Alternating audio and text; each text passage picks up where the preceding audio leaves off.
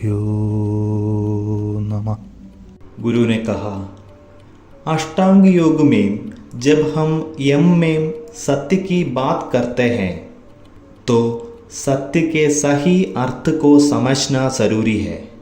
जैसे वहाँ अहिंसा का मार्ग बताया गया है।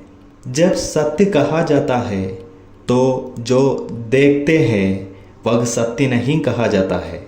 सत्य को एक ऐसे ज्ञान के रूप में समझ जाना चाहिए जो सभी मतों या टिप्पणी से सदैव परे है। उदाहरण के लिए, जब कोई बड़ी विपत्ति आती है तो कोई जाति, मत, वर्ग या रंग नहीं होता है और उस स्थिति में हर कोई परम चेतना के साथ काम करता है। कोई अन्य विचार नहीं होता है।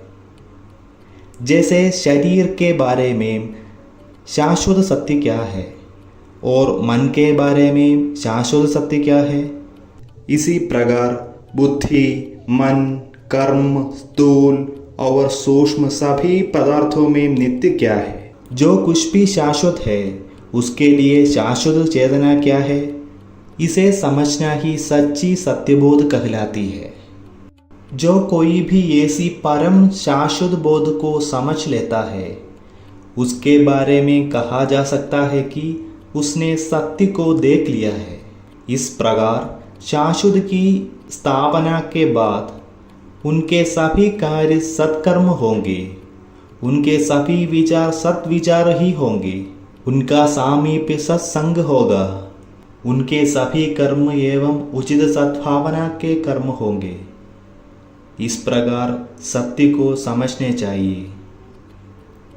आगे की चर्चा में इस बारे में विस्तार से बताया जाएगा।